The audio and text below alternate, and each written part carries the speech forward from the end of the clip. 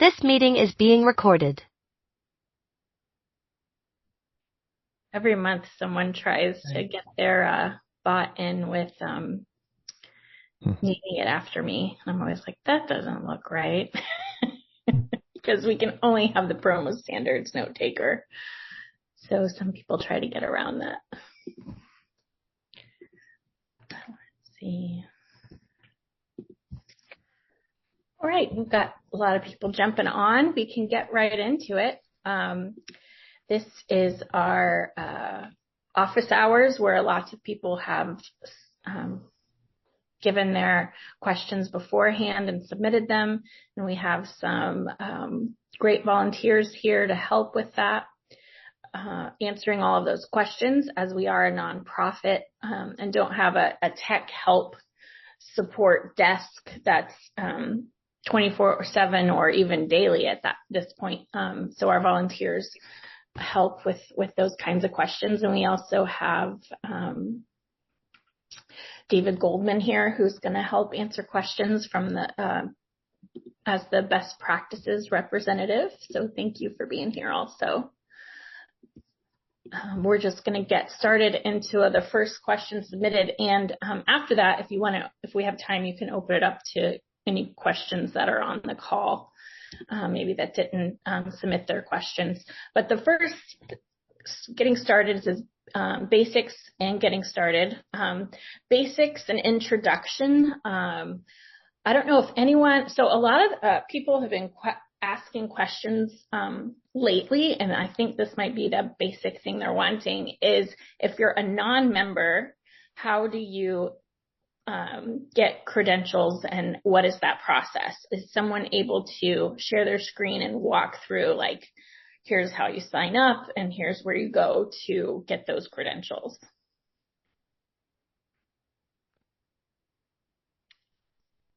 I actually don't have access to that at all. You don't? It's fun. I don't think so. And Jessica, could this also be, I'm not sure if it's related or not, if the question is related to this or not, but I know there's been website changes recently that, I can't, unless I'm logged in now, I can no longer see the spec. I can no longer see a lot of details that maybe I used to be able to see, even if I wasn't a member. Correct. And maybe that's part of the question. Maybe it is. Yeah, it wasn't that detailed, but that is true. So before, members or non-members could get around the system and see all of those things, even the members exclusive benefits. But now with the new website, we're able to implement members only access, which so there's certain documentation like best practices or the validator tool, or even our service provider directory and just the directory, member directory in general. All those things are behind the membership. So you would have to log in as a member. Non-members have different resources in their resource tab. So if you are a non-member and you don't see those resources, that is why. Yep. And my advice to the person who's asking this question, because even implementation or certain details can vary, I think your best bet is to talk to a particular supplier or distributor that you want to work with and have them guide you through the process. One, they'll be familiar with it because they're likely a member, because you sort of have to have the specs and everything. And two, if there's any nuances to how they've implemented PromoStandards, you will be sure to have covered those nuances in what you're trying to achieve. Yes. And then the next question is there a free version of PromoStandards, which is what we kind of started on, which there is a free base non-membership. You still have to have a login, so you still have to apply for that non-membership. And there are some resources you do have access to. You can go in, look at the suppliers, request credentials and things like that. However, if you're wanting, detailed instructions on how to do all of that, you'll have to go to our YouTube channel. We do have some helpful YouTube guides for that information. If you're wanting tech help on how to do all of that, you do need to be a member. Okay, any tips for matching up a distributor's existing item database with the item data from vendors? So I don't know if the person is on the call right now to add a little bit of clarity, but is this, for example, I have a distributor that's selling a hoodie. How do I know how that hoodie, or pullover hoodie, sweatshirt, how do I know what that is from vendor X or this set of vendors that I work with? Mm-hmm. Is that the question, or does that sound like the question? I would say yes. Let's run with that. Okay. So, I mean, I don't know that PromoStandards provides an explicit path to do this, and Erica, definitely keep me honest if I've misstated anything. But what we've done in our experience is a lot of these products, especially like if they're from reputable name brands like Gildan or Hanes or Fruit of the Loom or whatever, they typically have a product style or a brand product style. That style number, for example, the Gildan 12500, common pullover hoodie, common style. And if you look at even distributors' websites sometimes or distributor data, you'll see that style number appear either somewhere in the product title or the product description, and you'll also commonly see that style number in suppliers' data or information about the products. And so that style number is where we've had the most success at making those matches. Because now if it's not a brand like a big brand like Gildan or something, it's a little bit more challenging. And sometimes, by the way, even the product ID that suppliers use is that style ID. So that's why we've had a good amount of success marrying or mapping what a distributor is calling something versus what a supplier is calling something, because it is, reasonably common that people will have different part IDs or different SKU IDs in terms of how they warehouse or manage their inventory internally to them. So that's not always a reliable mechanism to make those connections. Does that make sense? You're on the call and that was your question. If you have a follow-up question, just let us know. Yeah, most people are probably already using what we call the PromoStandards product ID when they're passing purchase orders or looking up products on a supplier's website. So it's pretty easy to get to the PromoStandards data using that. Awesome. And then the next question I posted in the chat also, we are still just getting set up, but would like to know if there is a standard practice for pulling in a vendor's product in bulk or doing searches. I can see we have the available products endpoints, but since it only gives the item number, we then have to pull details one by one. Is there a more efficient or recommended approach to pull initial catalog data? I think we have a best practice out there for how many calls to make for when you're getting all that product data. David, do you know what's out there? I know we go get available products and then we just start calling for each product to get the info we need. Yeah, I think there's two parts to that question. The first part is about the pattern of getting what's sellable or what's available, and then pulling the product information individually for each product. I think that is the pattern. There is no different API where you can get all those product IDs with just one big API call. Now, as the implication of that is you could be making hundreds or thousands or tens of thousands of calls to get the product data, and it's important to be cognizant of what the supplier can support in terms of load. And within best practices, we are trying to establish some of those best practices of what the supplier should be able to support. That said, you're never going to be able to make 1 million calls per minute. It's just suppliers don't have a million products, but the point is you will have to be metering how you call that endpoint, so you don't overwhelm the supplier's feed, and so that you get that information reliably. Thank you. All right. Next question is there code base or example architecture of the PromoStandards way database design patterns, search queries, or recommended approaches to ingesting vendor data?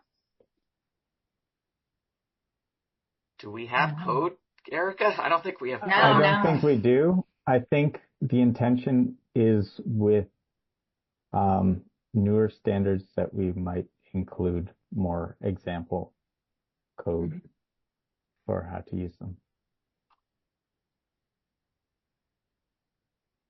And then our next question, we use ASI Smartbooks. How does this integrate with PromoStandards?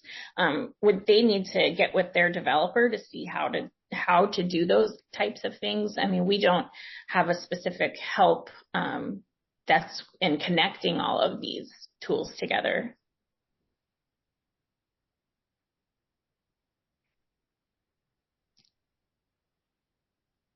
Yeah, I'm not familiar with Smartbooks at all, so I don't know. Yeah, I'm not sure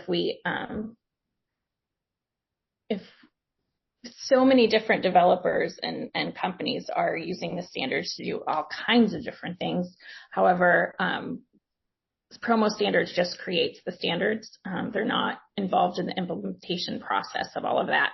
I know I get a question, I've probably gotten the question 3 times this week, is if PromoStandards can be connected with Shopify and they use it that way. I do know the answer is yes, because I know developers have done that, but I have no idea how they've done it.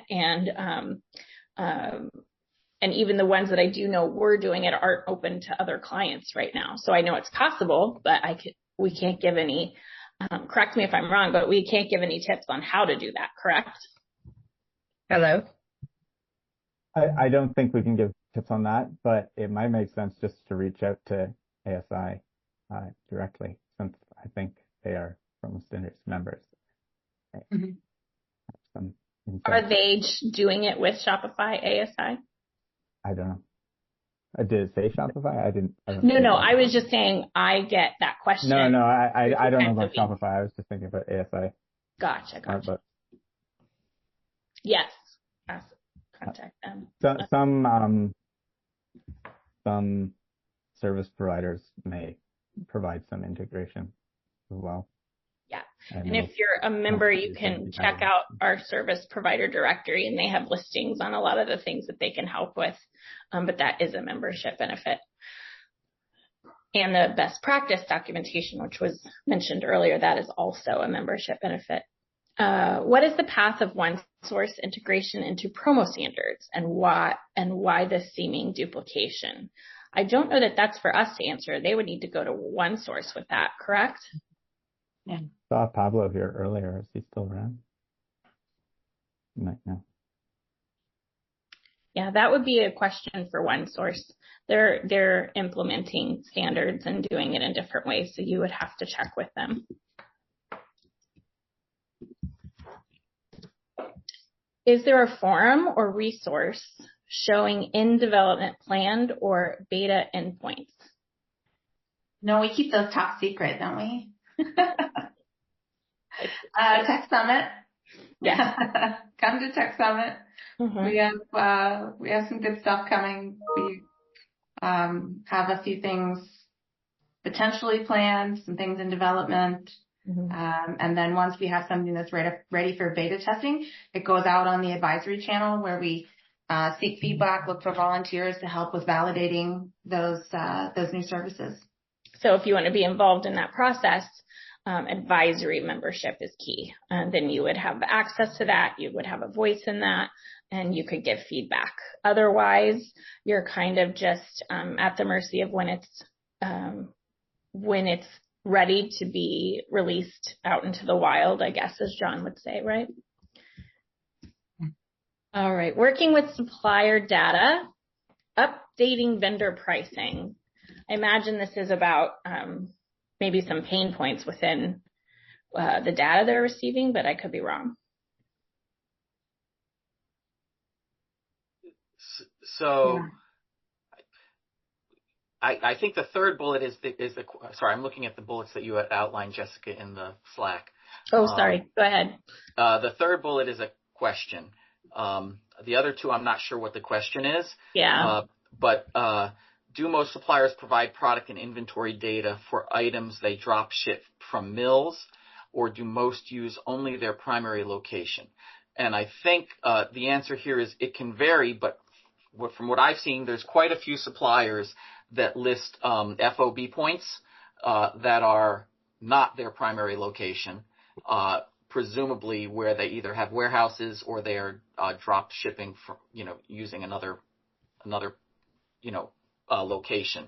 PromoStandards does support FOB, free on board location points. You can have multiple of them per product. So it's something that the PromoStandards supports. How deeply suppliers adopt or use that capability can vary, but I've seen quite a few that use it quite a bit.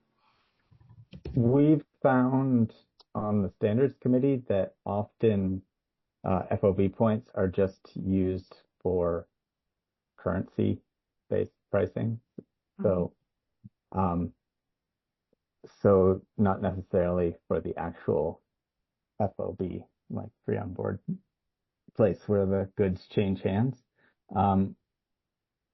FOB points are not analogous to inventory locations from the inventory service.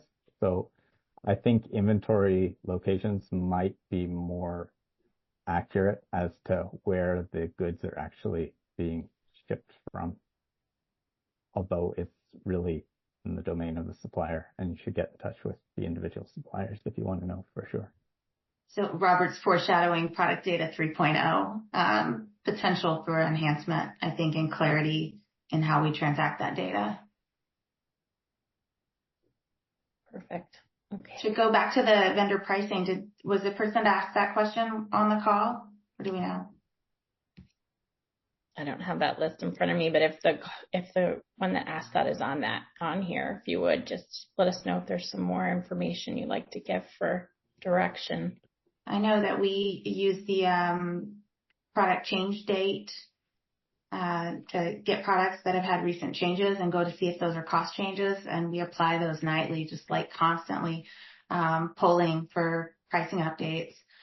We do have some suppliers that have problems with their pricing data, and so we have a flag basically in our system to stop taking those updates for certain suppliers or certain products until they get their data cleaned up, and then we can turn it back on. So those are the two things I can think of related to it that they might be interested in. Thank you. The next one is the changes involving the JSON schema.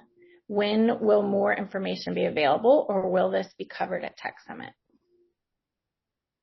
I think we might have some conversation about it prior to Tech Summit if we're looking for people to test and validate with us. It just depends on how quickly we work through the updates we're working on right now. So I don't have an answer yet. I know there'll be something at Tech Summit. I don't know if we'll have something in hand sooner that the advisory members will be able to see and work with and give us feedback on before then. This one is a bit more vague, so we might not have a lot to talk about with it, but decorations, REST, progress, and data standardization. I think that all goes with the prior question. It's all tied together. It's part of the same project that we're actively working on the standards committee. Okay. And I don't know if this falls under best practices or standards, Erica, maybe correct me, but we are working on standardizing decoration information, for example, and what are standardized location names, for instance, that we would recommend as a best practice for suppliers or distributors to reference. So active area right now for a number of us. Mm-hmm. And then which PromoStandards endpoints, product data, inventory, order status, send PO, media content would most benefit from AI enhancements? That might be a good question for the community of PromoStandards. Yeah. It depends whether you want the AI to be integrated into the PromoStandards standards, or if you just want to use the data that's available via the PromoStandards.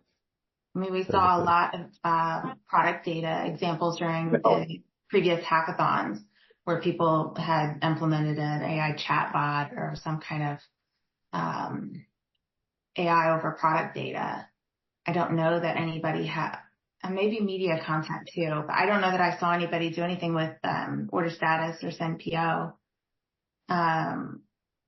I have heard some people using kind of an AI scraper to take non-PromoStandards POs and put them in a PromoStandards SOAP format using AI. Yeah, normalizing the requirements of different suppliers so that you can interact with them in a uniform way, despite their differences, might be a good use case for AI.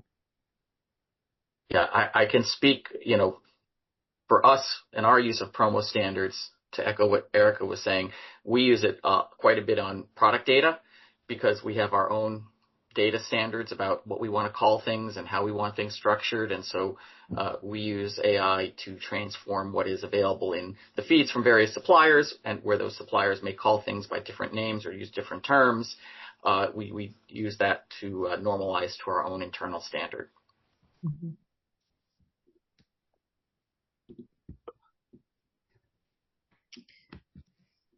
The last 3 points, they were not really questions, but a little bit. And some of it, here we go.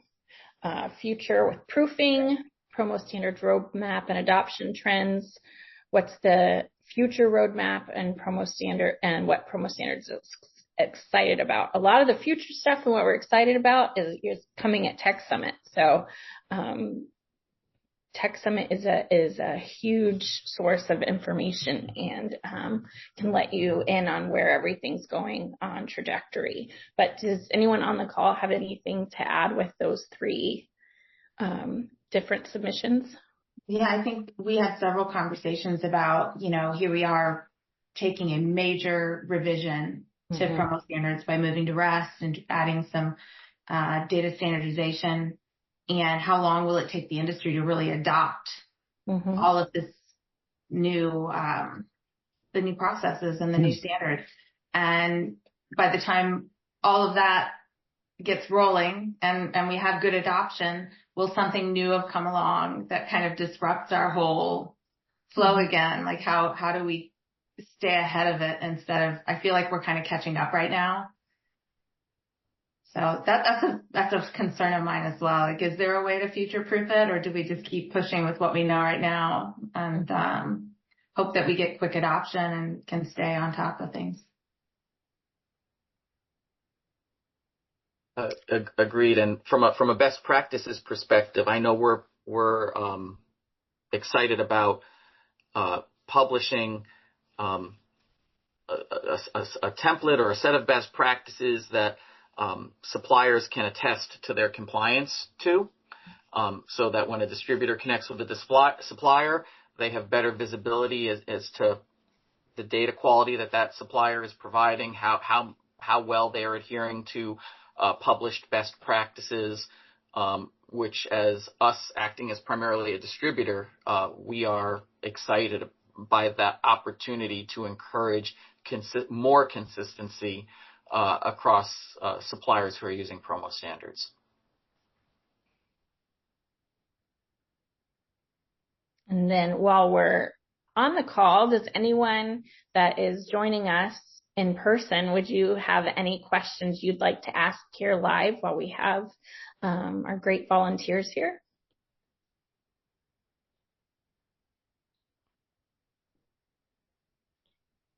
I have a quick one about the revisions to the website there with the whole login requirement. I know right now public listings of the endpoints, those are now behind the login.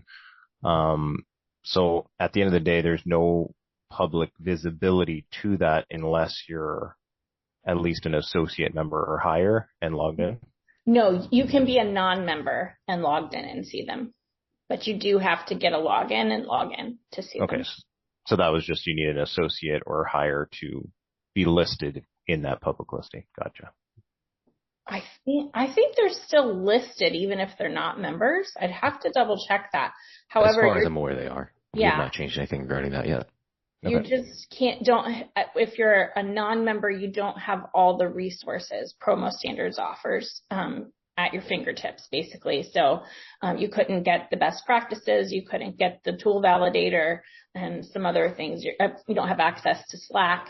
So it's just limited to what is in your resource tab as a non-member, but you can still log in, see suppliers, request credentials, and see the docs and specs as a non-member. Gotcha. Okay. Thanks. Any other questions?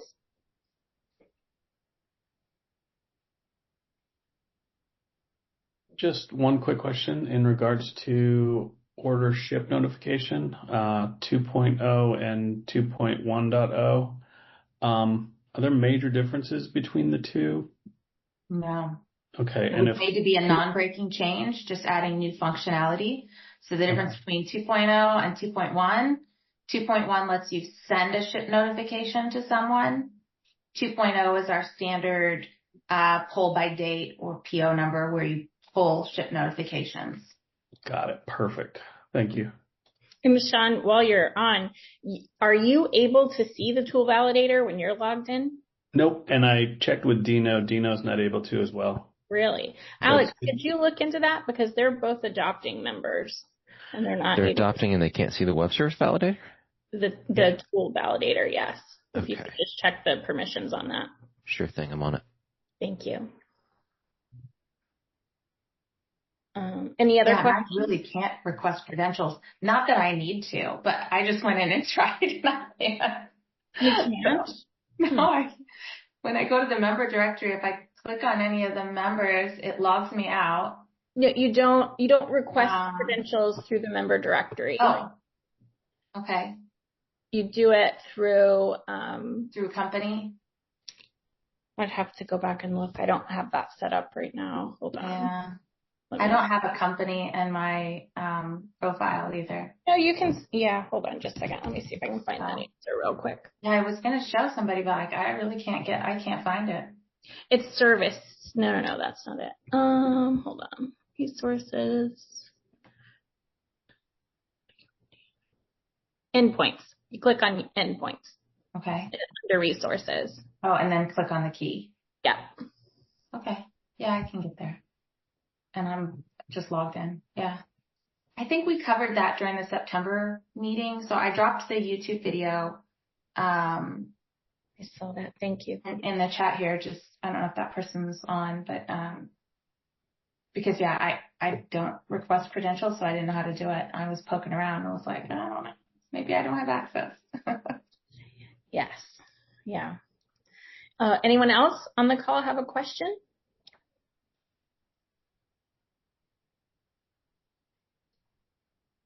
One thing next year we're going to try to implement into our office hours is we're going to get some questions from our committees that they might have for the community. And then after the question and answer, we'll let each committee representative ask the community questions if they're trying to get some insight on things, and just, I guess, more like a town hall type of part. So the first part will be office hours, and then the second part, we're going to try to implement some more town hall style type of things, discussions. But is there anything else anyone would like to add or ask a question before we hop off the call?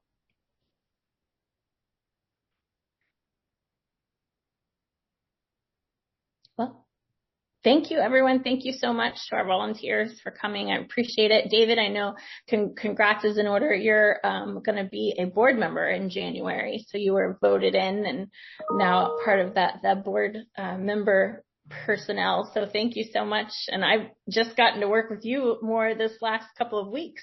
So it's nice to get you more involved. I know you've been involved already, but now our paths are crossing. So it's nice to have you on board. And Robert and Erica, as always, thank you so much for your help and your insight. Thank you. Thank you. Thank you. Talk to you guys later. Bye-bye. Bye. Bye. Thanks, everyone.